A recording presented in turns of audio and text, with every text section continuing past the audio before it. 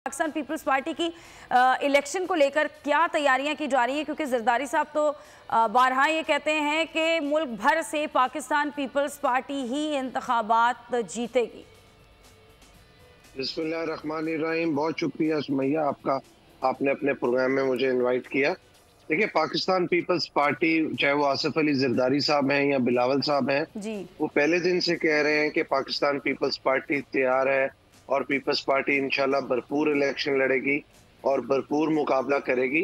जहाँ तक मियाँ साहब के आने का क्वेश्चन है, वो मियाँ साहब को मैं समझता हूँ कि आना चाहिए, बाहर जाना ही नहीं चाहिए था, तो उनको बिल्कुल आना चाहिए। और जो जब वो आएंगे तो उनको अपने कानूनी केसेस का सामना करना पड़ेगा। वो कोई आसान मामला नहीं है और आने वाले टाइम पे जो मियाँ साहब अकेले समझ रहे हैं कि मामले को हल करें, इसमें तमाम पॉलिटिकल स्टेक होल्डर्स और पॉलिटिकल फोर्सेस, पॉलिटिकल पार्टीज को का हल नहीं निकल सकेगा। बिकॉज लास्ट टाइम भी जब पाकिस्तान के अंदर ये कोलिजन गवर्नमेंट बनी, उससे 1 साल या 1.5 साल पहले बिलावल भुट्टो जरदारी साहब ने तमाम पॉलिटिकल फोर्सेस को इकट्ठा किया था, जिसपे PMLN की लीडरशिप को समझ नहीं आ रही थी कि ये वोट ऑफ नो कॉन्फिडेंस कैसा होगा।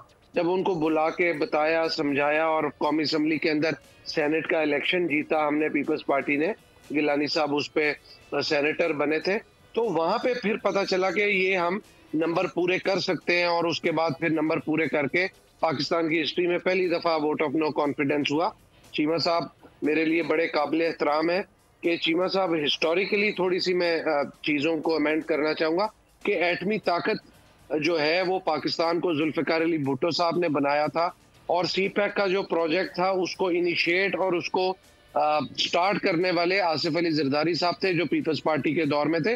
उसको चीज़ों को आगे लेके चल दे।